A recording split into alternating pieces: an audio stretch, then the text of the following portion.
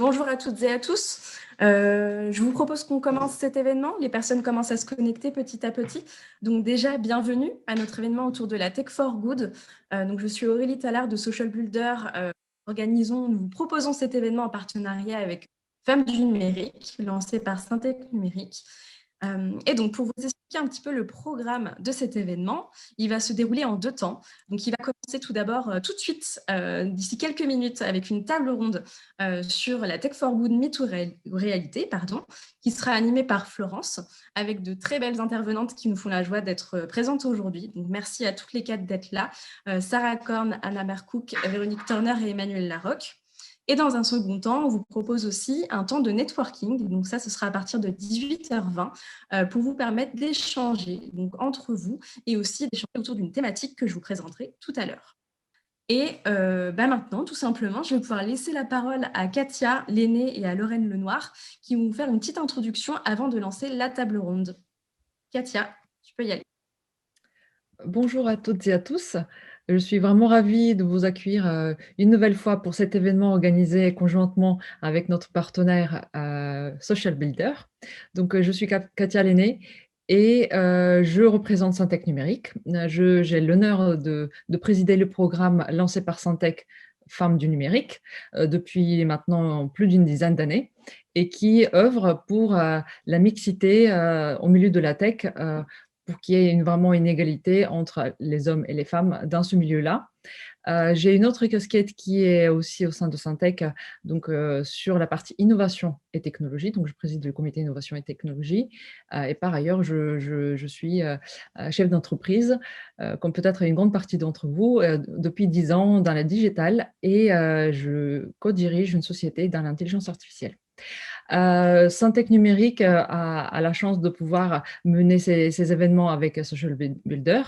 Nos actions se portent avec Social Builder sur la reconversion des femmes et notamment un magnifique manifeste que nous avons lancé avec Social Builder et dont peut-être Lorraine nous dira un peu plus.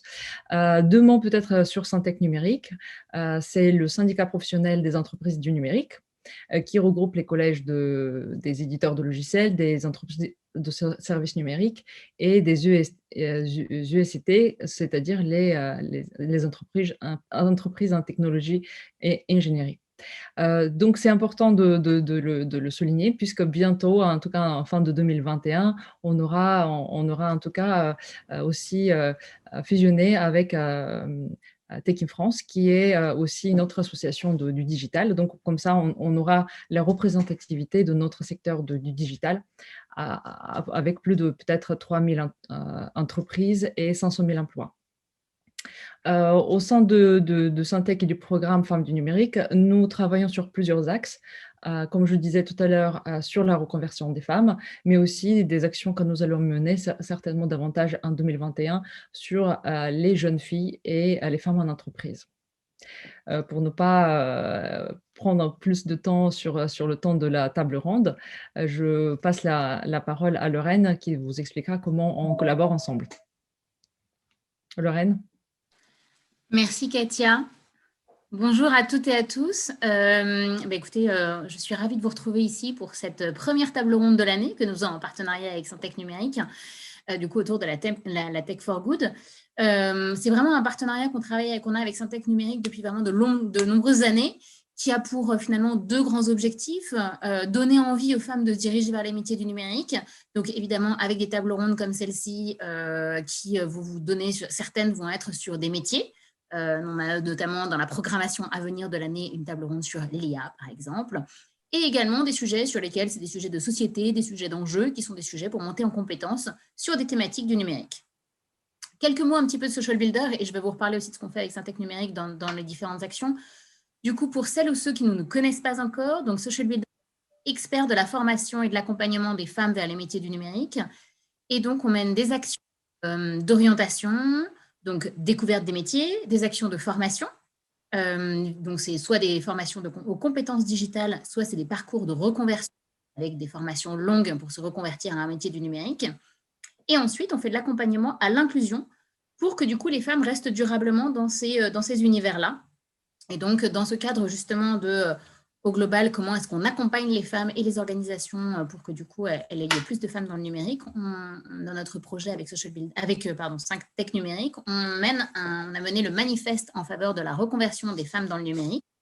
Donc, c'est une initiative qu'on a lancée il y a 2 ans, sur laquelle il y a 150 entreprises signataires qui s'engagent à aller recruter des femmes et des profils en reconversion.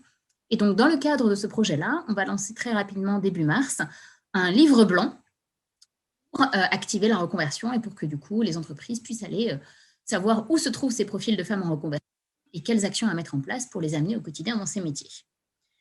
Au global, donc du coup, on mène ensemble des projets comme celle-ci, des tables rondes, notamment en présentiel ou en distanciel. Et donc du coup, aujourd'hui, c'est vraiment une table ronde qui est dédiée autour de ces sujets de la Tech for Good, qui est un sujet qui nous tient très à cœur, en fait, puisque du coup, c'est une problématique qui est à la fois d'actualité et sur lesquelles on s'interroge assez régulièrement pour se dire, est-ce que finalement, de quoi parle-t-on, quoi ?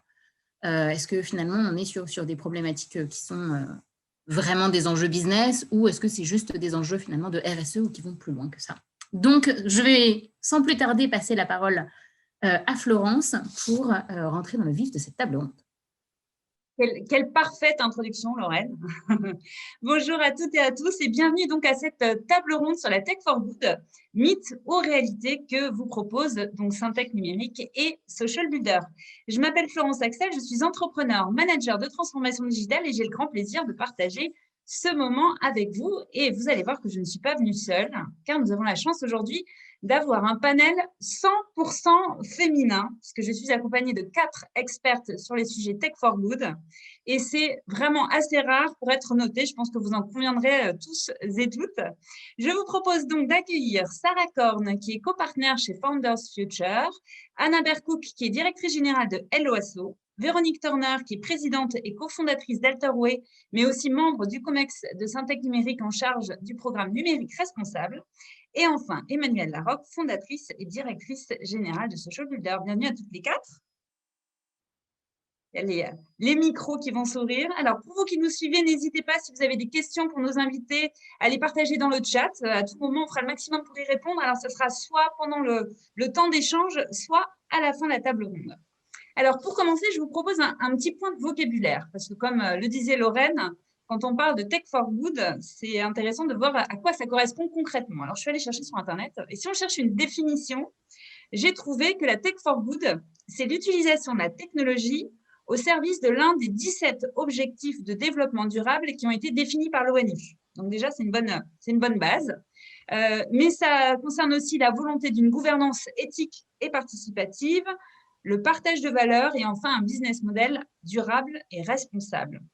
On note aussi que la Tech for Good, ça dénote une vraie prise de conscience collective que l'impact positif aujourd'hui doit être placé ou replacé au cœur de la tech et de la transformation numérique. Et puis, il y a une troisième idée que je trouve super intéressante, c'est l'idée que l'innovation numérique soit un moyen de porter des actions à impact positif qui sont des fois locales ou micro, à très grande échelle. C'est vraiment la tech qui pourrait permettre la scalabilité des actions.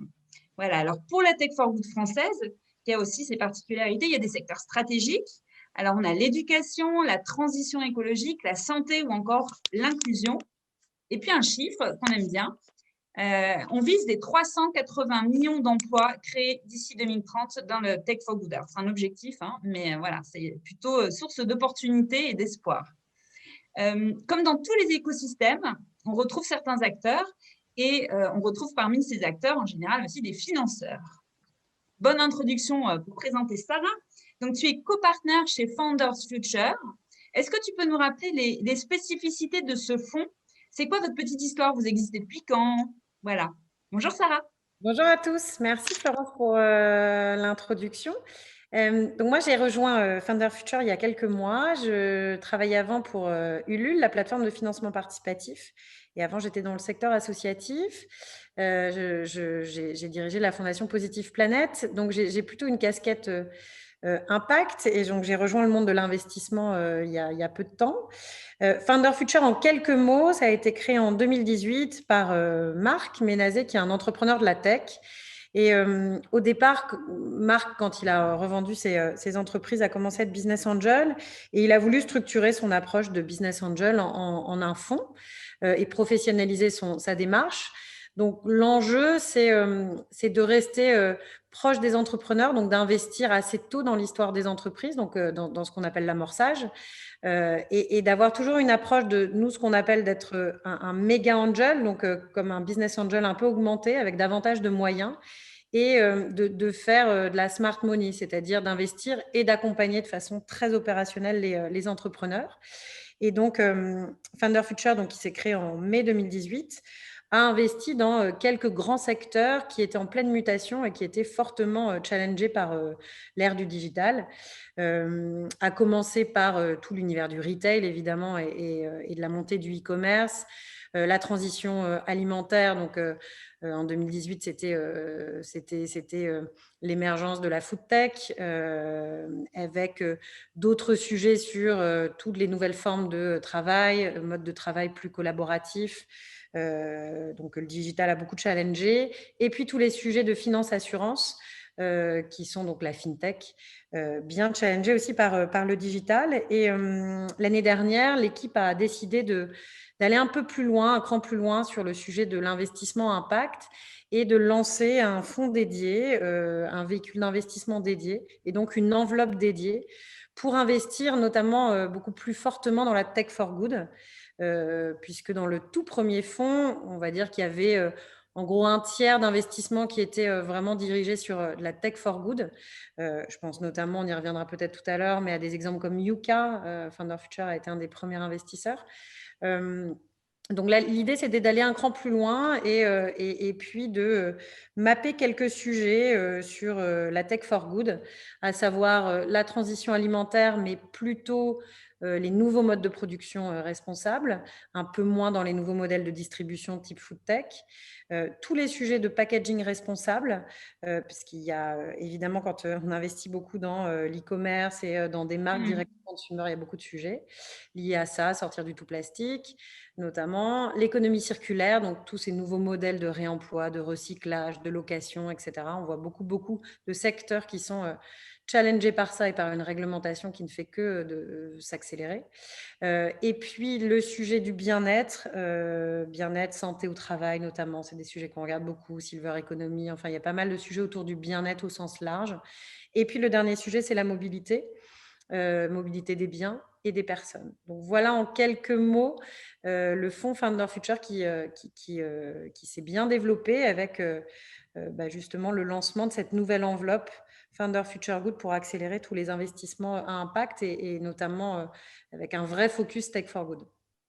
Les univers, les secteurs dont tu nous as parlé là, c'est vraiment c'est le prisme par lequel vous avez envie d'entrer c'est votre choix en fait, c'est votre parti pris, c'est les secteurs de parti pris.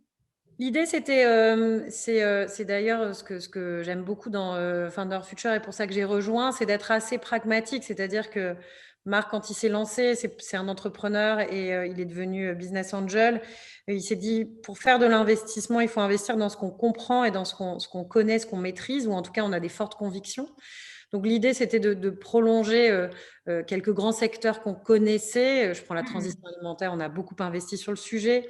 Si on ne comprend pas forcément tous les nouveaux modèles, on en comprend quand même les enjeux. Tout à fait. Voilà, on va un cran plus loin, en fait. C'est le cran plus loin vers le good d'un écosystème que vous connaissiez déjà. Tout à fait. Et justement, tu es au cœur de cette toile d'araignée de la Tech for Good. Hormis ces secteurs dont tu viens de nous parler, est-ce qu'il y en a d'autres que tu as vu émerger depuis que tu es là, des tendances business que tu as pu identifier ? Alors, moi, Founder Future, c'est vraiment le prolongement de ce que j'ai aussi vu chez Ulule, puisque Ulule, c'est, vous le savez sûrement toutes et tous, mais une plateforme de financement participatif qui voit émerger des milliers de projets qui se lancent chaque mois. Donc, on a vu pas mal de tendances et que je retrouve beaucoup là. Sur les sujets de Tech for Good, moi, je vois trois grandes tendances. Une très forte qui est ce qu'on appelle les fameuses DNVB, c'est Digital Native Brands. Donc, en fait, toutes ces nouvelles générations d'entrepreneurs qui lancent des nouvelles marques 100% digital et a un impact positif, donc qui utilise ce levier-là, le levier de la tech, du digital, pour vendre en ligne en fait leur offre. On en a vu énormément évidemment émerger sur Ulule. J'en retrouve beaucoup chez Founder Future et dans notre deal flow, beaucoup de marques dans lesquelles on a investi direct to consumer. Donc c'est assez intéressant de voir comment le digital a permis à toutes ces nouvelles générations d'entrepreneurs d'être un moyen pour aller plus vite, pour s'affranchir du physique et pour targeter notamment via les réseaux sociaux, enfin toutes ces techniques en digital. Et dans les exemples, évidemment, Respire, ça a été une des premières grandes marques, donc c'est déodorant 100% naturel. Donc c'est intéressant en termes de tendance dans ce que ça dit, ça raconte et ça a fait vraiment effet boule de neige. Chez Founder Future, on a investi dans 2 très belles DNVB à impact, si on peut appeler ça comme ça. Je pense notamment à Epicure, qui est une marque de compléments alimentaires, donc qui vend uniquement aujourd'hui, alors qui commence un peu sa stratégie omnicanal. Et d'ailleurs, c'est ça qui est intéressant, on va quand même vers là. Hein, le tout digital est quand même assez compliqué, en tout cas sur la durée. Donc Epicure, c'est une marque de compléments alimentaires 100% naturel, bref, qui travaille sur tous ses packaging, etc. Donc vraiment avec une offre très responsable dans laquelle on a investi. Et une marque que j'aime beaucoup, qui est un des derniers investissements qu'on a fait dans Joe. Joe, c'est une marque d'hygiène intime féminine. C'est 2 entrepreneurs nantaises qu'on aime beaucoup, qui ont en fait réinventé un peu l'offre de serviettes et tampons pour les femmes. Donc tout bio, voilà, beaucoup plus une offre saine et donc qui ont une approche très très investie. Déjà leur offre est plus responsable, donc elle contribue. Donc si on prend les grands ODD, évidemment elles ont une offre de consommation responsable. Elles proposent quelque chose de beaucoup plus sain pour les femmes, et en plus elles ont travaillé vraiment sur leur modèle d'entreprise, leur responsabilité sociale, et c'est pas facile, je le sais pour accompagner pas mal de petites entreprises sur ces sujets. C'est pas facile de développer une stratégie RSE quand on est une petite entreprise. Et elles ont choisi de travailler notamment pour reverser une partie de leurs bénéfices à des associations de femmes qui n'ont pas accès en fait. Parce qu'aujourd'hui, avoir accès à des tampons et des serviettes, c'est compliqué quand on vit dans la précarité, et que pour pas mal de publics fragiles, de femmes. Et donc elles reversent, donc elles redonnent tous leurs invendus évidemment, et elles reversent une part de leurs bénéfices. Donc assez intéressant. Donc c'est vraiment ce premier modèle de ces DNVB.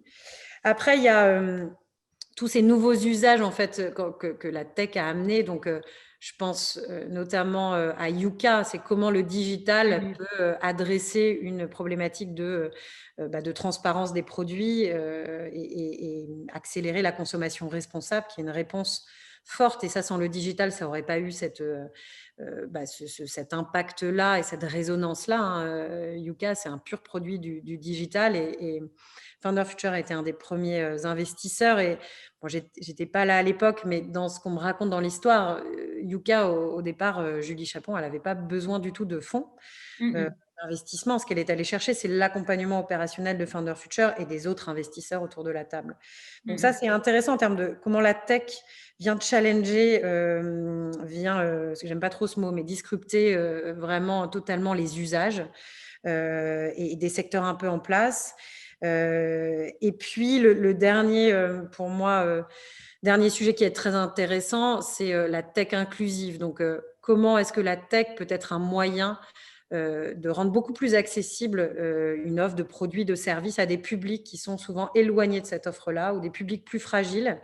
Et moi, je trouve que c'est voilà, c'est un exemple. Tu as un exemple de il y a plusieurs exemples. Je pense à alors, il y a un exemple je vais vous donner 2 exemples que je connais parce que c'est dans notre portefeuille et je maîtrise bien le sujet. Mais après, il y a pas mal de choses dans la Tech for Good très inclusives. Mais si je prends le sujet par exemple, de l'alimentaire, on a investi dans une société qui s'appelle La Fourche, qui rend accessible le bio au plus grand nombre. Par un modèle assez simple d'abonnement, ça permet d'avoir entre moins 30 et moins 50% sur des produits bio. Donc, ça permet, et c'est très intéressant parce qu'aujourd'hui, on a regardé les chiffres très récemment là de fin d'année. En fait, leurs clients, c'est des clients qui étaient très, très loin, qui n'achetaient pas bio, ou très, très peu. et qui peuvent vraiment avoir accès à une offre beaucoup plus saine. Donc ça, moi, ça m'intéresse de voir comment le digital, comment la tech, puisque c'est un marché bio en ligne, peut permettre d'ouvrir et de rendre plus accessible le bio. Je pense à un autre projet que j'aime beaucoup, qu'on a pas mal suivi et je le trouve très intéressant, c'est Plume. Dans l'éducation, tu en parlais tout à l'heure, pour sortir un peu je parle beaucoup d'alimentaire et de bien-être, mais dans l'éducation, il y a des enjeux évidemment énormes d'éducation donc comment est-ce que la tech peut s'adresser par l'école et par notamment les professeurs à des élèves qui ont des difficultés. Et donc, nous, on a fait un tout petit investissement dans une société qu'on aime beaucoup qui s'appelle Plume, où en fait, c'est une app. C'est une ancienne enseignante, Aude Guénaud, qui a lancé ça. Elle a vu les difficultés croissantes des enfants entre 6 ans, l'apprentissage de la lecture, et 12 ans. Et elle a vu ça, évidemment, s'accélérer. Et elle est sortie, elle a pris la décision de se lancer, de lancer une boîte et d'essayer de trouver une solution. Et Plume, c'est une app qui permet de redonner goût aux enfants, le goût de l'écriture, et de travailler de façon hyper ludique.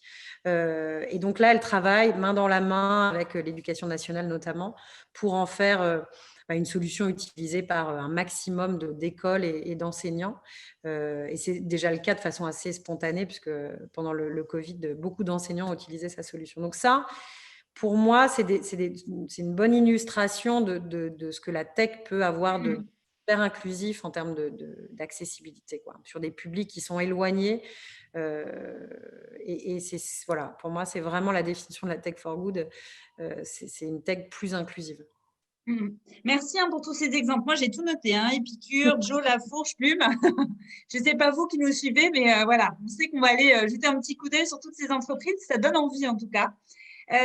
Ton petit coup de cœur à toi, personnel, c'est parmi le portefeuille et ce que tu as vu passer, c'est quoi ton chouchou? Moi, j'ai mon chouchou que j'accompagne et qui m'aide beaucoup sur tous ces sujets d'impact, parce que nous, en tant que fonds, la difficulté, c'est pas d'investir dans des sociétés, parce qu'il y a plein de très, très beaux projets d'impact positif, mais c'est vraiment de suivre la trajectoire d'impact des entreprises, de mesurer l'impact dans le temps, d'avoir un maximum de données, parce que quand on investit dans des jeunes entreprises, c'est pas évident. Et le dernier investissement qu'on a fait, que j'ai suivi, qu'on accompagne, c'est une entreprise qui s'appelle Zei. Pour ceux qui connaissent. Ça s'écrit comment? ZEI. Allez voir, parce que c'est une entreprise c'est une plateforme qui permet de mesurer la trajectoire d'impact des entreprises. Donc, par exemple, je veux savoir, ou des organisations, un tout type d'organisation, je veux savoir, par exemple, Phoenix sur le gaspillage alimentaire, leur trajectoire d'impact et les différents indicateurs d'impact. Je sais de façon hyper transparente où ils en sont sur leur impact environnemental. Il y a tout un tas de critères et d'engagements qui prennent l'impact social et tous les différents sujets de gouvernance.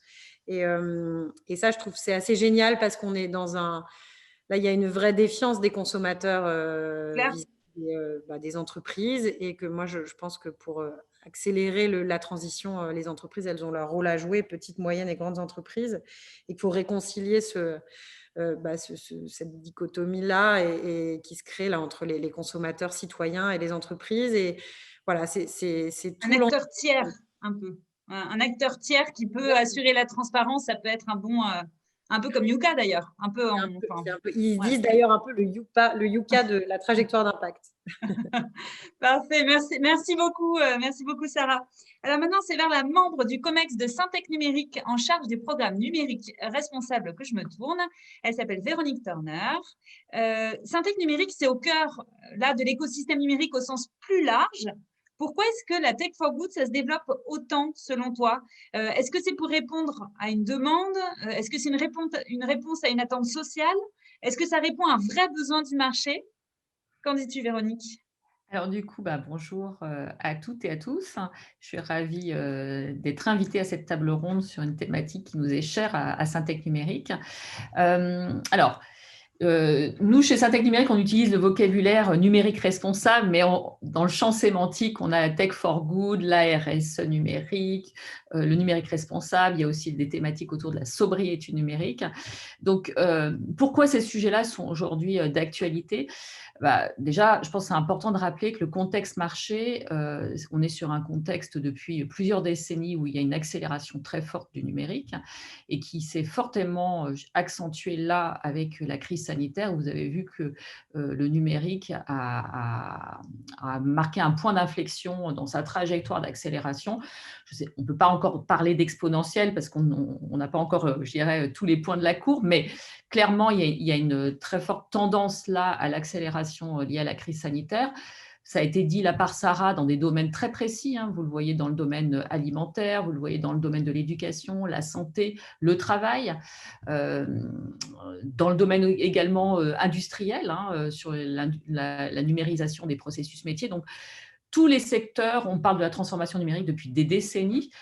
Et à Syntec Numérique, c'est un sujet évidemment qu'on adresse depuis très longtemps à travers nos différentes entreprises. Mais là, clairement, il y a une accélération. Et ce qu'on voit, c'est que le numérique, il a un double challenge. Il a à aider les autres secteurs dans leur transformation. Et vous avez par exemple entendu certainement Barbara Pompili et Cédrico le dire à plusieurs reprises qu'il n'y aurait pas de transition écologique, de transition verte sans numérique. C'est même repris par Thierry Breton, c'est clairement explicite dans le Green Deal. Donc, vous voyez en fait que également, quand vous regardez le domaine de la santé, aujourd'hui, Olivier Véran, clairement dans sa stratégie de transformation du monde de la santé, ça passe par la e-santé. Donc, le numérique est un levier de transformation. Et je pourrais dire la même chose pour l'éducation. On pourrait décliner ça. Vous le voyez dans l'organisation du travail. Quand notre ministre du Travail nous dit là, il faut optimiser le télétravail, il ne peut pas y avoir télétravail sans numérique. Donc, on voit que le numérique, c'est le gros levier de transformation qui nous permet de faire face aux enjeux. Alors, aujourd'hui, il y a une crise sanitaire, mais on se rend compte qu'il va y avoir énormément d'enjeux à venir et que le numérique va être une réponse. Mais à côté de ça, on voit aussi, et on le voit depuis maintenant des décennies, qu'il y a des biais. Et le numérique, il a, je dirais, un côté potion-poison. Et donc, mythe, réalité. Pardon ? Mythe, réalité, risque, opportunité. Voilà, donc il y a ce côté potion-poison où le numérique également, il génère des biais. Beaucoup, on a vu des biais, par exemple, sur le sujet de l'éthique, autour de l'éthique, autour des fake news, il y a des problématiques autour de la cybersécurité, mais je pourrais y passer un petit peu de temps, mais il y a énormément de biais et de côtés négatifs également dans le numérique. Et donc, pourquoi c'est un sujet d'actualité ? Parce que je pense qu'il y a une prise de conscience aujourd'hui que nous devons œuvrer pour à la fois accompagner les transformations en cours, et le numérique va être une réponse à ces transformations, mais faire en sorte que nous nous organisions pour que ces transformations soient à impact positif et lutter finalement contre ces biais. Je pense qu'au démarrage de la transformation numérique, on était tous un petit peu enthousiastes par l'innovation, la technologie, en se disant c'est fantastique, il y a les champs du possible sont énormes et on regardait le numérique comme la réponse finalement à tous les problèmes. Et je pense qu'il y a plus de maturité aujourd'hui par les différents acteurs et notamment par les acteurs qui construisent le numérique, les acteurs de Syntec Numérique, pour prendre conscience aujourd'hui que nous devons construire un numérique responsable. Et donc, à Syntec Numérique, depuis maintenant 2019, nous avons décidé que le numérique responsable était un des 5 programmes stratégiques de Syntec Numérique, donc qui repose sur 3 piliers. Un pilier qui est sur l'empreinte sociale-sociétale, dans lequel on va retrouver, par exemple, le programme que pilote Katia, qui s'appelle Femmes du numérique, mais vous avez des programmes autour de l'handicap, vous avez des programmes sur la formation, les reconversions, sur le fait qu'on puisse, des gens qui soient inactifs aujourd'hui, retrouver un emploi grâce au numérique. Vous avez des grands programmes, par exemple, autour de la grande école du numérique, qui proposent des formations plus courtes, plus adaptées pour intégrer des compétences et retrouver un travail dans le numérique. Puis vous savez que le numérique aussi bouscule des métiers aujourd'hui, aider ces métiers bousculés à pouvoir, je dirais, réacquérir des compétences et retrouver un job dans le numérique. Donc ça, c'est la partie inclusion. Il y a aussi l'inclusion dans les territoires. C'est important de se dire que le numérique, c'est bien, mais si vous n'avez pas accès dans les territoires, par exemple à la fibre, le numérique n'est plus inclusif, mais il est Par assez… nature, c'est bien Voilà, compliqué. donc il y a aussi cette dimension que nous travaillons à Saint-Étienne. Donc ça, c'est notre premier pilier, puis historique. Le deuxième pilier sur le numérique responsable, c'est sur l'éthique, la confiance, la transparence. Donc il y a énormément de choses autour de l'intelligence artificielle. Katia pourra en parler puisque c'est elle qui pilote ce sujet-là chez Syntec Numérique, mais autour de l'explicabilité des algorithmes. Donc là, c'est notre deuxième pilier. Et puis, nous avons le troisième pilier qui est notre empreinte environnementale. Il y a 10 ans, Syntec Numérique s'était beaucoup mobilisé sur le sujet numérique et environnement, et puis on n'avait rien fait pendant 10 ans. Et puis, depuis une très grosse année, on s'est remobilisé sur le sujet, et on a décidé, comme pas mal de sujets, comme Femmes du numérique, de le faire avec un écosystème ouvert. À Syntec Numérique, depuis maintenant plusieurs années, nous sommes dans une logique de travailler de manière collaborative avec nos écosystèmes. Et donc, on a lancé l'initiative Planète Tech Care, qui est un hub qui permet de regrouper différents acteurs sur le sujet numérique et environnement. C'est un site internet? Alors, il y a une plateforme qui s'appelle planète-techcare.green. Il y a un jeu de mots sur tech, c'est T-E-C-H et care, d'accord? Donc, vous pouvez aller voir, vous y retrouverez toutes les informations. L'idée, c'est de créer la plus grande communauté autour du numérique et environnement. Donc, nous fédérons en fait des écosystèmes, des acteurs engagés. L'objectif, c'est évidemment de maximiser notre impact. L'ambition d'un tel projet, c'est d'avoir de l'impact. C'est que les entreprises, les différents acteurs, puisque les signataires ne sont pas que des entreprises, nous avons aussi des écoles, parce que c'est important de former les nouvelles générations au sujet du numérique et environnement.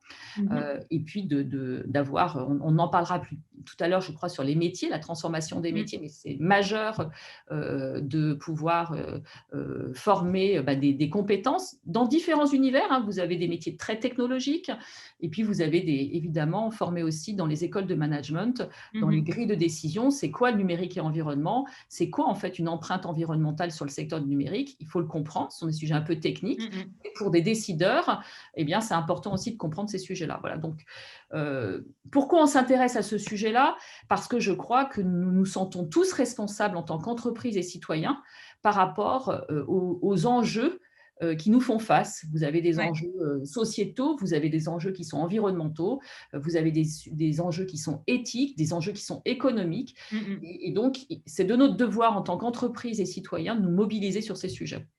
Alors, c'est intéressant de voir parce que finalement, tu relistais tous les risques, entre guillemets, puisqu'il y a des solutions pour des réflexions qui sont menées sur ces sujets-là, mais ça veut dire qu'il y a une part de risque et de danger, l'inclusion, l'éthique, l'empreinte environnementale. Là, ça pose un peu la question du côté mythe de la Tech for Good. Là, je vais me retourner du fait vers Anna Berkoek. Donc, toi, tu es directrice générale de Hello Asso. Donc une entreprise sociale et solidaire. On serait très curieuse, justement, tout à l'heure, c'est ce que disait Sarah aussi, c'est que le Tech for Good, c'est aussi un modèle d'entreprise particulier. Est-ce que tu pourrais nous raconter un petit peu ce que vous faites et surtout le business model spécifique que vous avez imaginé chez Hello Asso? Avec plaisir, Florence. Bonsoir tout le monde. Je suis ravie d'être là ce soir parmi vous tous. Effectivement, donc je suis directrice générale de Hello Asso. Hello Asso, c'est une entreprise solidaire d'utilité sociale qui a été créée en 2009. Donc on a un peu plus de 10 ans maintenant. Et en fait, le cœur de notre métier, c'est d'être une solution de paiement pour les associations sur Internet. Donc, on permet aux associations de collecter des fonds, de faire des campagnes de financement participatif, de recueillir leurs cotisations, de faire de la billetterie. Donc, en fait, toute une série d'outils dont la finalité est de recevoir des paiements en ligne.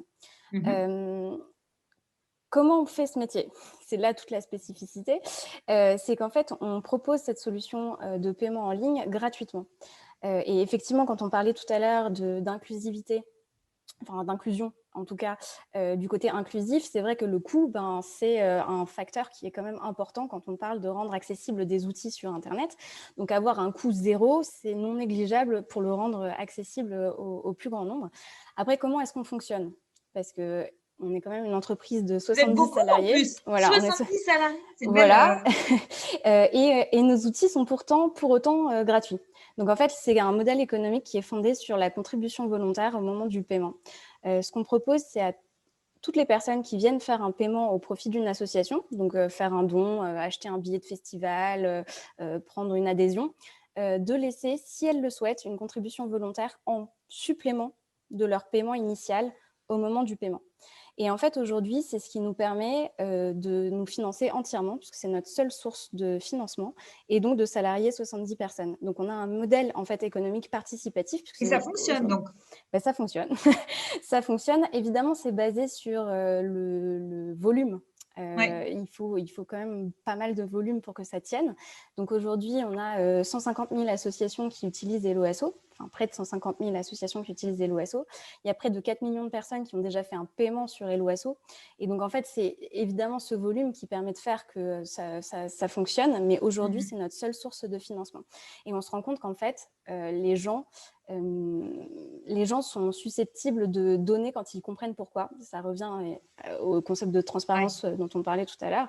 Et c'est vrai que les gens sont... Comment tu l'expliques, toi? Ils le savent pourquoi? À quel moment on sait qu'on a cette possibilité-là quand on paye? En fait, c'est écrit très clairement. On demande de cocher « J'ai compris que je laisse un soutien à Helloasso et que c'est sa seule source de financement ». Donc, en fait, ça ne peut pas être plus explicite. Transparent. Et en fait, les gens comprennent parce qu'aujourd'hui, les gens savent que ça a un coût, la prestation et le service. Et donc, en fait, ce qu'on propose, c'est du prix libre, finalement. C'est-à-dire, je comprends le service qui est rendu, en l'occurrence à l'association, pour laquelle je viens faire une démarche. Et je participe du coup à rendre cet écosystème pérenne en contribuant derrière. Donc voilà, aujourd'hui, c'est quelque chose qui fonctionne et je pense que c'est intéressant de bien souligner pour qu'il y ait, quand on parle de mythe ou de réalité. C'est une inspiration concrète, tangible. Je dirais que voilà, c'est en tout cas, ça, c'est pas un mythe, c'est un exemple et je pense que ça a vocation, il y a 10 ans, quand Léa Thomasin et Ismaël Lemouel qui ont fondé Helloasso ont expliqué leur projet, tout le monde les regardait comme des huluberlus et aujourd'hui, ça fonctionne très bien. Donc, je pense que c'est bien de pouvoir partager des exemples qui sortent un petit peu et notamment effectivement en termes de business model quand on parle de Tech for Good. Ça, c'est la partie mythe, on va dire. Et puis, il y a la partie réalité ou en tout cas risque, puisque toi, tu es au milieu de l'écosystème des associations aussi. Et je crois que tu es marqué par tu as vraiment identifié cette fameuse fracture du numérique dont on parle. Ah, ça, en fait, depuis 2009, il y a deux façons de répondre. Il y a avant la crise, de manière générique, et puis après, il y a en prenant en compte la crise. Et en fait, même avant, c'est sûr que le constat en créant Helloasso, c'était ce qu'on veut, c'est doter les associations d'un outil, mais on veut aussi qu'elles sachent s'en servir. Donc, en fait, on s'est tout de suite construit avec ces deux pieds qui sont, en fait, le pied tech et le pied accompagnement.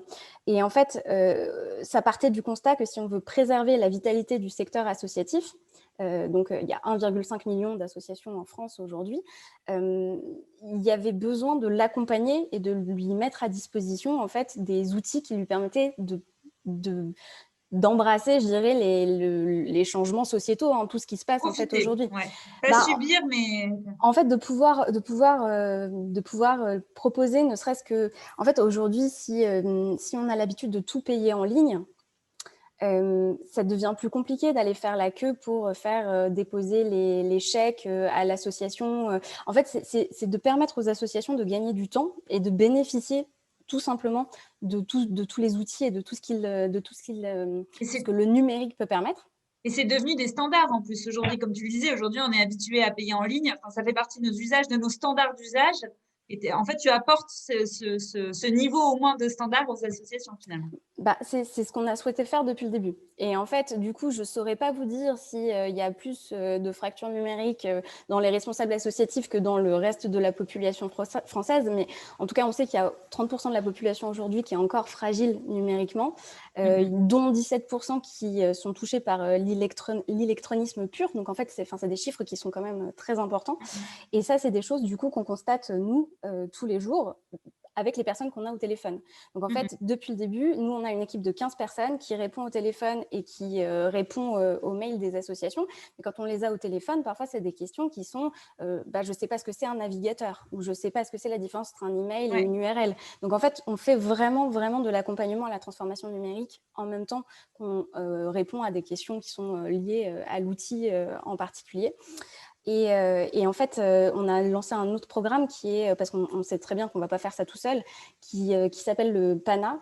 Et PANA, c'est pour point d'appui au numérique associatif. Et en fait, l'idée, c'est de s'appuyer sur tous les acteurs de l'accompagnement qui existent déjà. On ne va pas réinventer. En fait, le secteur associatif, il existe depuis 1901, enfin avant, mais en tout cas depuis la loi 1901.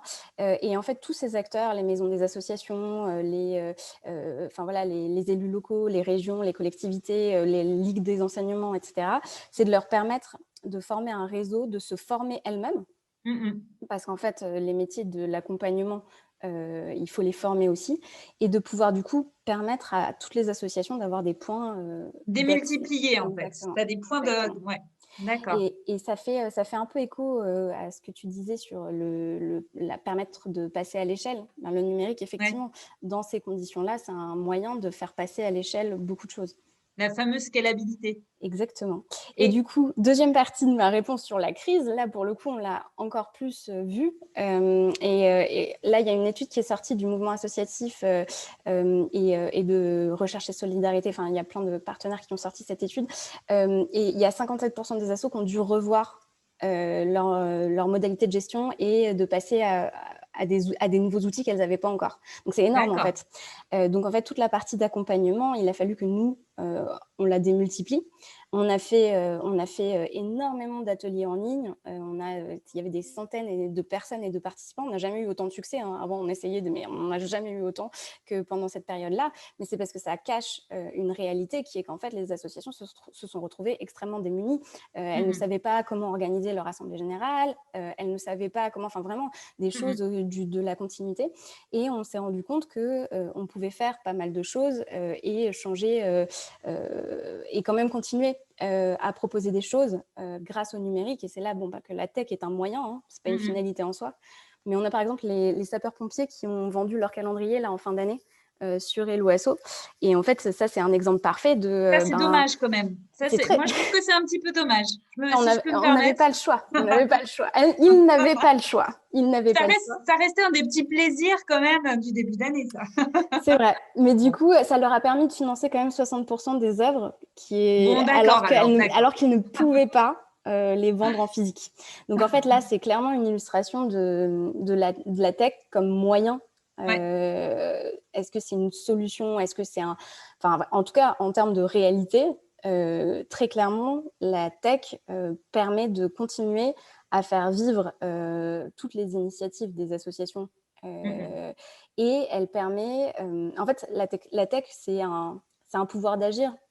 Et en fait, la notion d'inclusion, elle est fondamentale. C'est en fait ce qu'on cherche à faire avec Hello Asso, c'est de démocratiser ce pouvoir d'agir pour pouvoir maintenir la continuité. Scalabilité, démocratisation.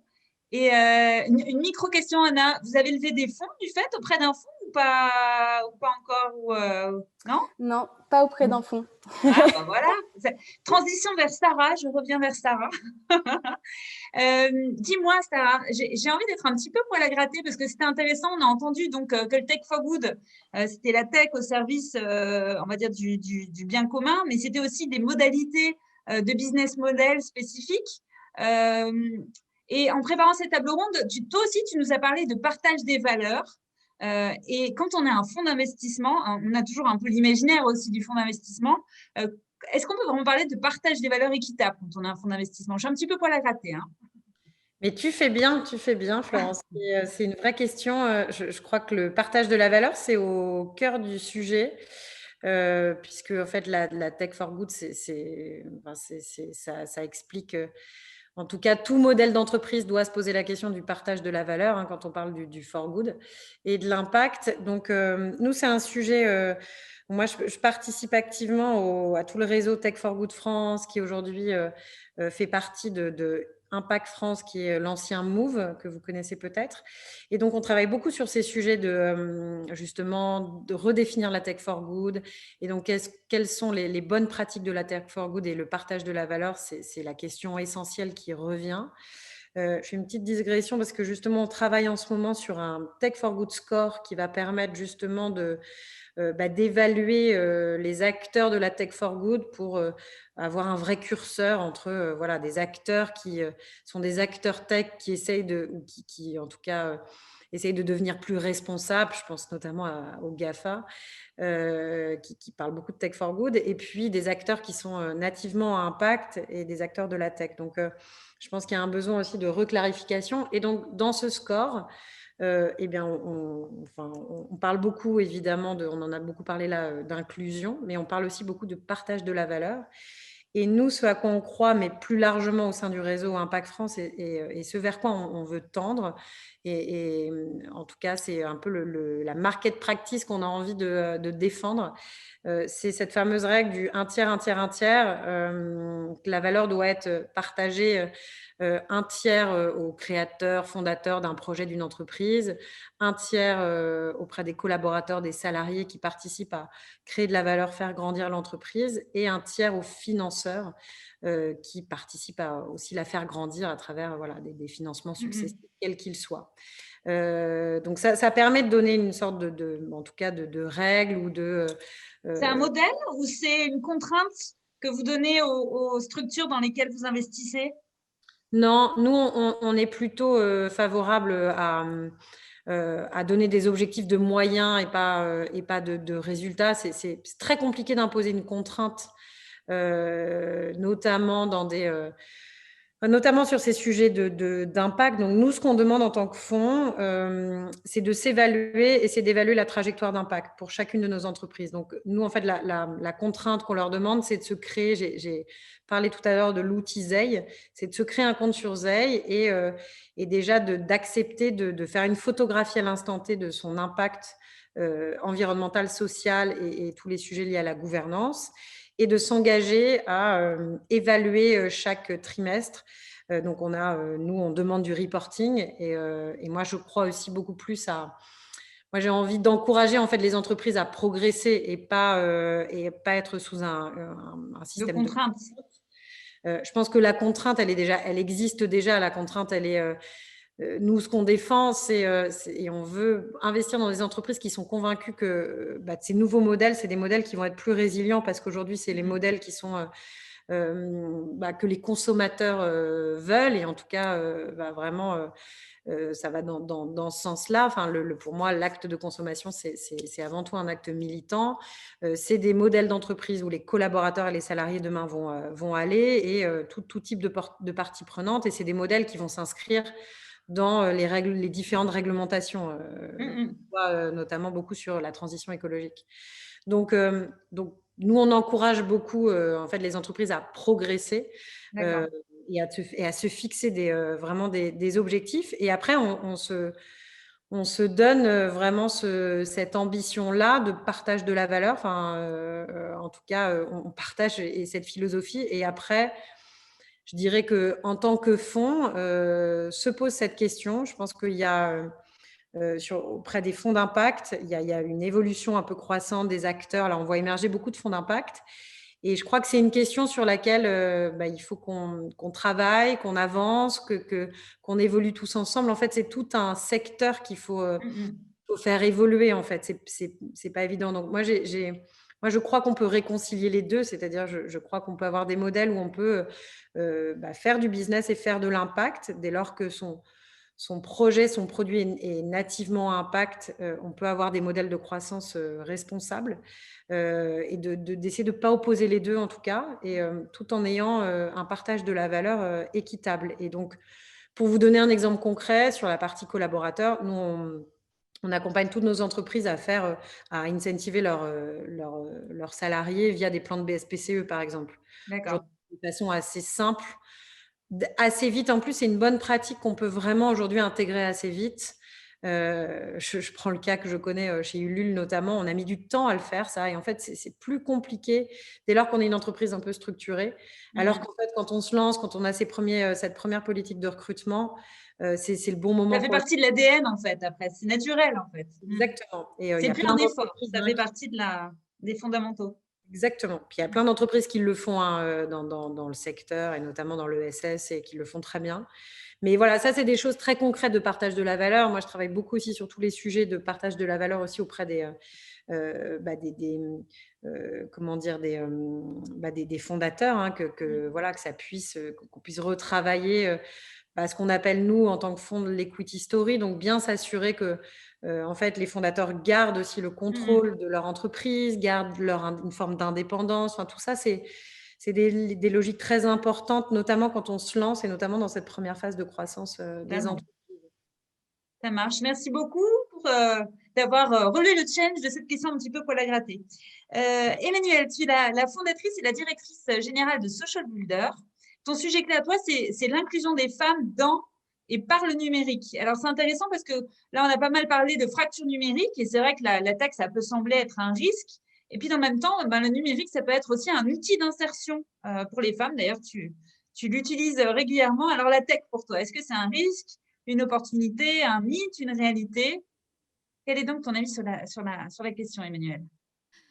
Alors, la tech, pour nous, on le considère vraiment chez Social Builder comme une opportunité, en vrai, pour les femmes, pour pouvoir se former, surtout déjà parce qu'il y a des opportunités qui sont considérables dans ce secteur, hein, des opportunités de recrutement et du coup, des opportunités, surtout, les entreprises sont à la recherche, tout d'abord, de profils qu'elles n'arrivent pas à trouver et ensuite sont à la recherche de femmes. Donc, ça, c'est quand même quelque part une bonne opportunité pour les femmes. C'est-à-dire qu'aujourd'hui, les entreprises du numérique recherchent ces profils-là. Et donc, du coup, les femmes aujourd'hui ont une carte à jouer ou une carte à saisir dans ces métiers-là, sur lesquels, étant donné que c'est des métiers qui sont énormément en évolution, c'est des métiers sur lesquels le besoin de compétences, en tout cas, l'évolution permanente évolue rapidement. Donc, on peut se reformer et on va se reformer parce qu'aujourd'hui, il y a un certain nombre de métiers qui existent aujourd'hui et qui n'existent pas demain. Qui n'existent pas ou qui se transforment et qui vont apparaître demain et sur lesquels les femmes en fait peuvent se former, se reformer et du coup tirer parti finalement de ce marché qui est en pleine évolution et en plein développement et sur lesquels elles sont attendues. Et je crois aussi ce qui est intéressant, c'est que côté tech, il y a aussi des outils tech qui peuvent servir à l'orientation. Enfin, il y a des solutions à tech que vous avez développées au sein de Social Builder justement, qui sont au service finalement de l'inclusion numérique. Ah, revoilà Emmanuelle. Est-ce que Emmanuelle, je te repasse la parole? Si vous m'entendez. Oui, très bien. On dirait. Je suis désolée, le Wi-Fi m'a abandonnée. Donc sur la question, alors j'ai entendu vaguement ce qu'a dit Laurette, mais nous on utilise le numérique toute la journée et au quotidien pour justement combler les inégalités. Le point que je voulais quand même réaborder, c'est que en fait là où la crise Covid a été à la fois un accélérateur des inégalités et aussi un révélateur et potentiellement du coup un accélérateur de solutions. Donc, pour revenir un petit peu sur ce qui s'est passé, il faut quand même savoir que la crise Covid a impacté en termes d'emploi les femmes 65% de plus que les hommes. Et en termes d'entrepreneuriat, on est à peu près sur les mêmes dynamiques en termes d'érosion du chiffre d'affaires, sachant que les entreprises qui sont dirigées par les femmes sont souvent un petit peu plus, plus petites, plus sensibles au choc et qu'en plus souvent elles sont le principal objet gain du foyer puisque les entreprises qui sont portées par des femmes, en tout cas les petites entreprises portées par des femmes, ce sont des femmes en situation de monoparentalité. Donc quand on parle du numérique, là on a observé que cette transition, ce passage de la vie au numérique a eu un impact plus difficile et a donc creusé les inégalités à l'encontre des femmes et au détriment des femmes de façon vraiment accélérée. Ça a été aussi un révélateur d'inégalités en termes d'accès au matériel, en termes d'accès au réseau, en termes d'accès aussi aux compétences pour utiliser ces technologies. On sait maintenant que quand il y a un PC à la maison, au final, ce n'est pas toujours les femmes qui peuvent y accéder en première. On va souvent prioriser d'autres usages, et entre se partager un PC pour travailler, ce n'est pas toujours elles qui ont eu le dernier mot. Donc tout ça, ces constats-là qu'on a à l'échelle de la France, on les a aussi à l'échelle internationale. Et cet constat montre, et si on veut renverser le pendant, c'est qu'on s'est rendu compte qu'au final, elles ont été très demandeuses, et elles ont vraiment essayé de s'outiller, de s'équiper pour pouvoir répondre aux nouvelles opportunités et tout de suite s'adapter. Donc on sait aussi que le numérique, bien sûr, ça peut être un accélérateur pour l'égalité. Et là, à l'échelle nationale ou à l'échelle internationale, on est dans la même dynamique.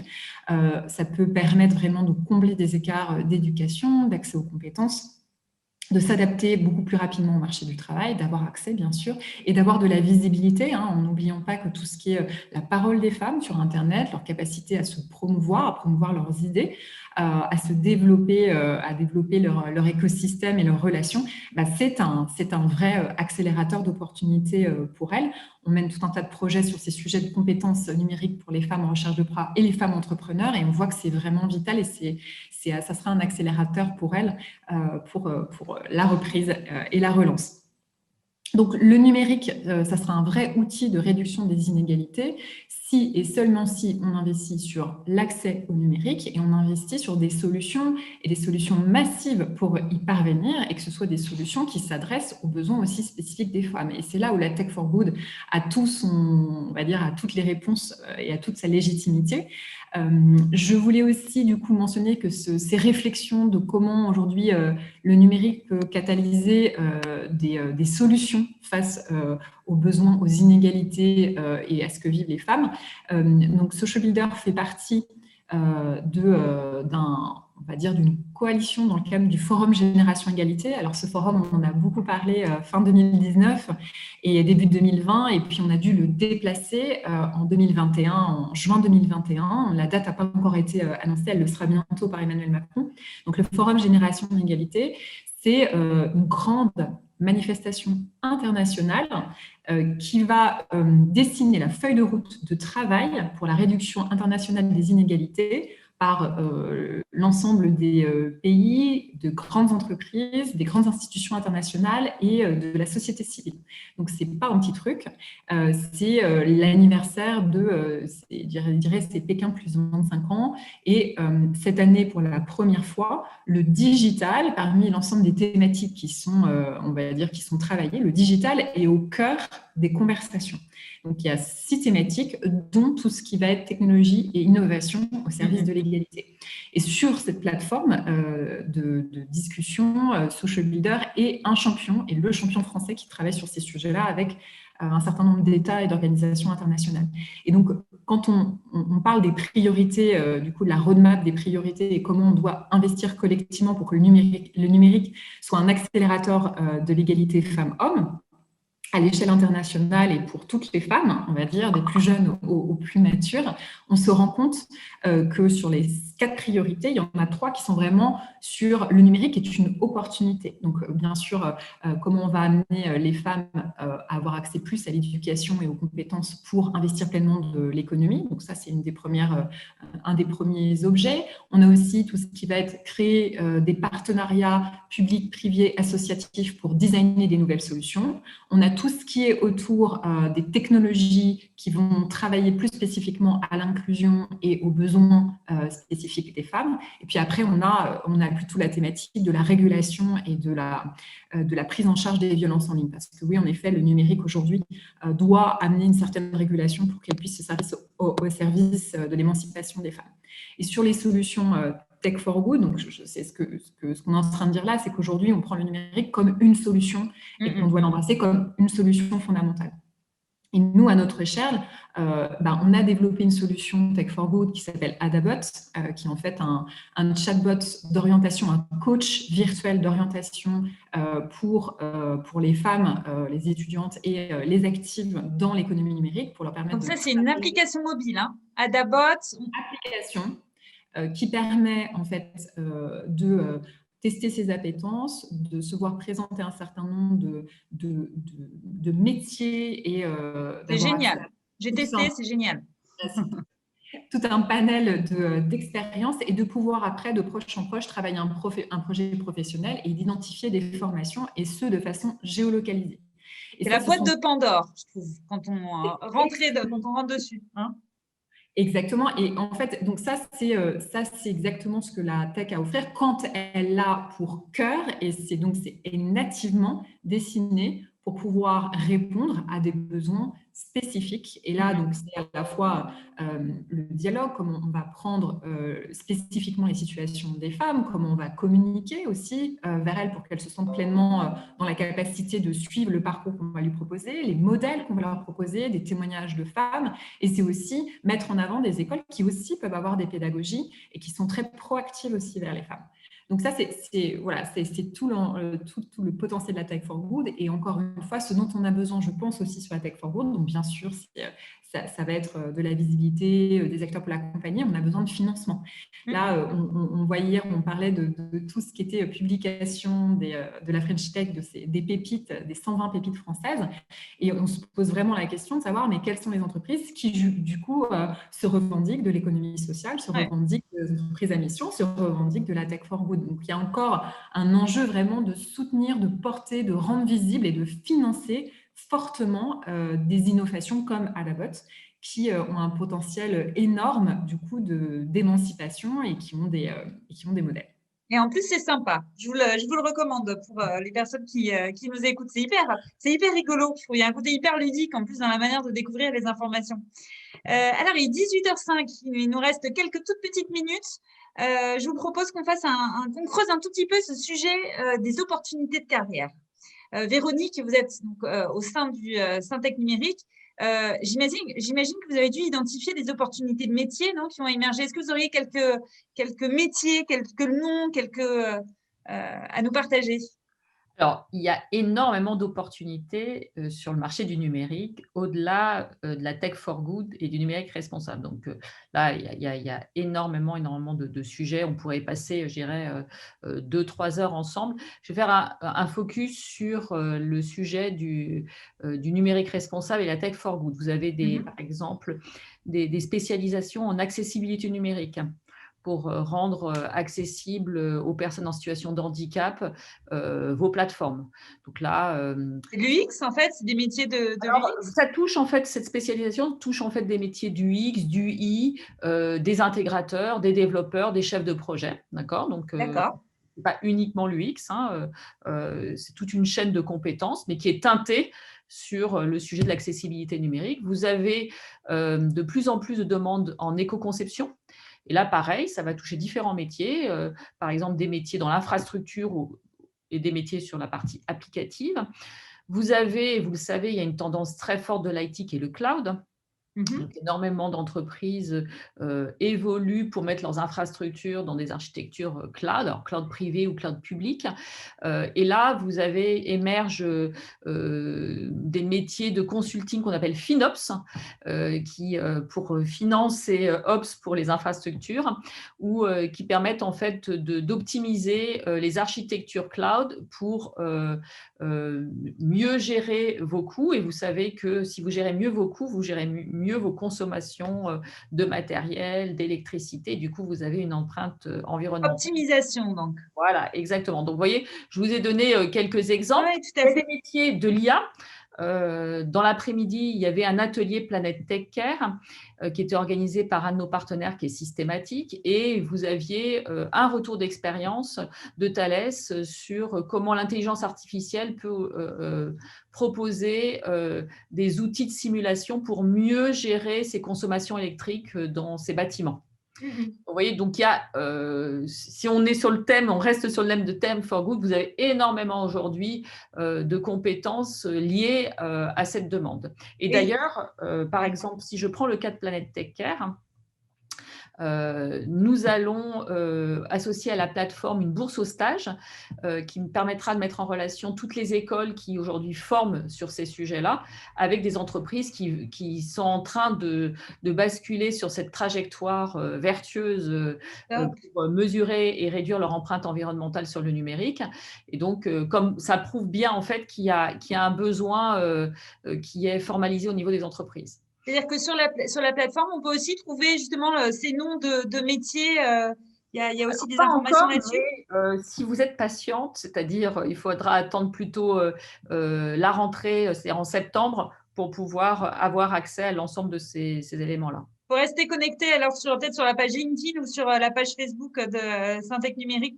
Alors, mieux encore, vous avez une page Twitter et LinkedIn directement sur Planète Tech Care pour ceux qui sont intéressés. Parfait. Plus largement sur Syntec Numérique, vous retrouverez aussi, je dirais, les différents métiers du numérique.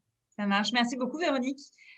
Dis-moi, et pour toi, Anna, est-ce que toi aussi, tu as vu des métiers émerger dans l'univers des entreprises sociales et solidaires? Il y a pas mal de métiers qui ont trait à, qui sont juste une transformation de ce que les associations faisaient traditionnellement. Enfin, c'est sûr que la collecte en ligne aujourd'hui, par exemple, c'est devenu un énorme enjeu. Après, ce que moi je vois, c'est plutôt que ce sont les mêmes métiers que dans l'économie traditionnelle, entre grosses guillemets. C'est plus une question de au service de quoi on veut mettre ces compétences aujourd'hui. Pour vous donner un exemple, nous on est à Bordeaux, Hello Asso, et un de nos principaux concurrents de recrutement de ressources techniques, c'est une société de paris en ligne. En fait, c'est un choix de vie et de société, de savoir si on veut aller être développeur ou développeuse chez Hello Asso ou chez d'autres sociétés. Donc, je vois les mêmes métiers. Je sais que nous, chez Hello Asso, par exemple, on recrute. Donc, je vous le dis, si jamais il y en a dans la salle, beaucoup de compétences tech qui, effectivement, sont difficiles à trouver. Comment est-ce qu'on fait d'ailleurs pour voir les offres d'emploi que tu proposes? Elles sont où? C'est LinkedIn? Elles sont sur Welcome to the Jungle. Voilà. Et effectivement, à bon entendeuse. À bonne entendeuse. On essaye les femmes, mais c'est vrai qu'on est en bout de chaîne en tant que recruteur, donc c'est génial tout ce qui peut être fait en amont. Et voilà. Donc, je dirais que c'est pas tant des métiers émergents que des nouvelles façons d'envisager son métier. Des choix de vie, comme tu dis. Ouais. Merci beaucoup, Anna. Emmanuel, pour terminer avec toi, concrètement, je suis une femme.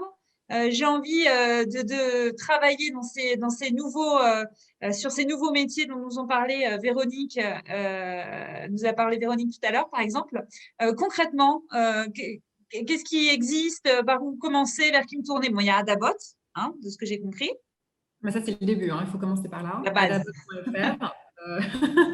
Non, mais parce que voilà, en fait, quand Véronique parlait de présenter tous les métiers, on a fait tout ce travail de curation et surtout, on a présenté toutes les solutions en face de formation et d'accompagnement. Et ça, c'est essentiel.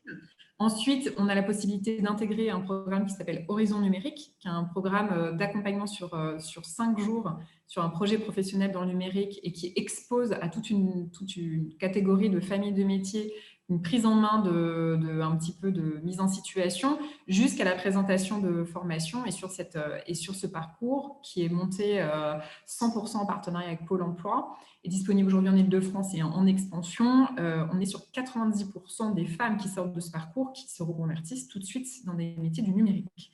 Donc ça éclaire, ça donne des parcours très lisibles. Et puis bien sûr, on peut intégrer une formation social builder dans les métiers de la donnée, les métiers du cloud, les métiers du développement informatique. Mais on peut aussi aller regarder tout ce qui se fait dans l'écosystème des formations digitales très accessibles sur le site de la Grande École du Numérique ou le site, par exemple, de Paris Code, pour ne citer que. Et la dernière chose, et ça, je le recommande quand même vivement, c'est qu'il faut s'intéresser aux employeurs. Et donc, c'est pour ça que c'était très, très intéressant ce que disait Anna. On a développé un MOOC de 2 heures, donc très rapide, sur comment, en tant qu'école digitale, en tant que campus, en tant qu'entreprise, je peux recruter plus de femmes dans ces métiers. Et donc, j'adresse les sujets de la communication, de la culture, de l'ingénierie de programme, de l'animation, des équipes et des programmes jusqu'à l'insertion. Et donc, faites ce MOOC parce que vous comprendrez comment identifier des employeurs et des employeurs qui répondent à leurs promesses et qui proposent des vrais parcours de développement dans l'entreprise. Donc, vous-même, éduquez-vous sur tout ce qui est politique d'inclusion, qu'est-ce qu'on doit demander, qu'est-ce qu'on doit observer pour aller dans des entreprises où on aura des vraies chances d'évoluer. Ouais, c'est le point d'entrée pour réussir à savoir qu'on risque d'être sur un chemin qui risque d'être épanouissant. Ça permet de différencier, on va dire. On peut mieux les noter et c'est plus factuel pour évaluer la propension d'un employeur à avoir des politiques inclusion, égalité, diversité efficaces et alignées. Et donc, le MOOC que vous trouvez sur le site de la Grande École du Numérique s'appelle « Propulser les femmes dans le numérique ». Voilà, là, qu'est-ce qu'on a comme ressources ce soir? Là, il y a plein de sites internet. Hein. On a plein de choses à aller voir dès qu'on aura terminé notre échange. Merci beaucoup, Emmanuel. Pour conclure, peut-être, en tout cas, avant n'hésitez pas si vous avez des questions, c'est le moment de venir les ajouter. Moi, ce que je retiens de tous ces échanges, c'est que finalement, c'est ni tout blanc, ni vraiment tout noir. Pourtant, moi, j'aime bien d'habitude ce côté très… c'est pas tout à fait un mythe, c'est pas totalement encore une réalité. Ce que je ressens un petit peu comme idée globale, c'est surtout qu'on sent que c'est pas un effet de mode, en fait, tout ça. Il y a une vraie évolution de fond, une vraie vague de fond très profonde. Et je trouve aussi qu'on voit qu'il y a un champ des possibles qui est très ouvert. Et je trouve que la variété des profils qu'on a à notre table ronde ce soir, elle est assez illustrative de ça. On peut être une asso et porter la Tech for Good. On peut être une entreprise sociale et solidaire et porter la Tech for Good. On peut même être un fonds et porter la Tech for Good, chose que j'imaginais pas forcément. Je suis sûre qu'on j'étais pas la seule à avoir ce premier a priori. On peut être une experte de la tech et apporter sa pierre au good. Et je trouve que c'est autant d'opportunités de se former et, comme tu disais, Emma, sûrement de se reformer aussi, puisque c'est vraiment un sujet d'évolution permanente, de se réinventer pour surtout réussir à surfer sur cette vague numérique et éviter peut-être cette fracture numérique de subir. Voilà. Et je trouve que dans ce panel 100% féminin que je trouve très serein, très aligné, je me dis qu'il y a une belle opportunité pour les femmes, et pas que d'ailleurs. Hein. Qu'est-ce que vous en pensez, chers participants? Si vous avez des questions, des commentaires à nous partager dans le chat, c'est le moment. On peut même être une entreprise qui veut se réinventer et intégrer vraiment cette dimension. C'est vrai, il y a aussi cette possibilité-là. En fait, il y a un champ des possibles beaucoup plus ouvert que ce que je pensais. Si vous avez quelques petites questions, pas encore. Je pense qu'on a pas mal répondu à toutes celles qui étaient dedans.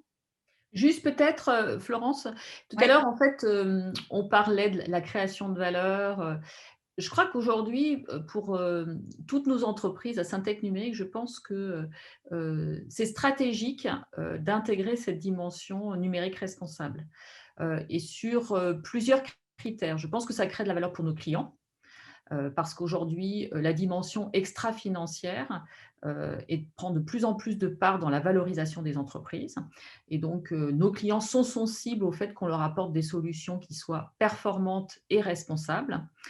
Pour nos salariés, parce qu'ils sont en recherche de sens et que du coup, s'inscrire dans une stratégie où on valorise la Tech for Good, ça donne du sens à leurs actions.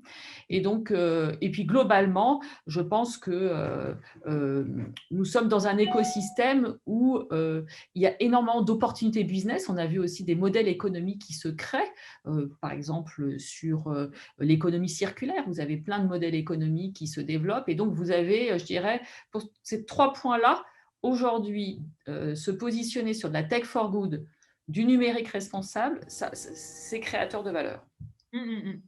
Merci Véronique. Et merci Aurélie d'ailleurs qui nous a fait remonter 2 petites questions. Si vous voulez, on va juste terminer avec ces 2 petites questions. Est-ce que vous mettez la Tech for Good dans l'objectif du développement durable 8, qui est sur le travail décent et la croissance économique? Est-ce que finalement, il y a des modèles de Tech for Good pour tous les objectifs? Ou… Je ne sais pas si l'une d'entre vous a une réponse. Oui, pour les 17 ODD, Ouais. vous avez des modèles qui sont… où vous avez des Des réponses, solutions. des solutions et des réponses qui sont apportées par le numérique. Alors, plus ou moins marquées, mais globalement, en fait, vous On peut avez… tout D'ailleurs, traiter. je ne me rappelle plus, il y a une association qui publie justement l'apport de la tech en face des 17 ODD. Ah, c'est hyper intéressant ça. Oui, je ne me rappelle plus Ça du nom, marche. Et vous le retrouverez. avec plaisir. Et on nous parle aussi du pass numérique. Est-ce que ça vous parle? Est-ce que c'est né du… Voilà. Faites-vous le lien avec le pass numérique né du constat de ce fort taux d'électronisme? Oui, je pense que c'était pour Ouais. moi, du coup. Ouais. Alors, à ce stade, non, mais c'est une très bonne remarque. Donc, à ce stade, on n'a pas de partenariat, en tout cas, de ce type, mais je pense que c'est une très bonne piste. Merci pour la remarque. Merci à Maryse alors. Eh bien, écoutez, merci à toutes d'avoir participé à cette table ronde. J'espère pour tous nos participants que ça a été aussi passionnant pour moi. Moi, j'ai beaucoup appris. Merci beaucoup à toutes les quatre.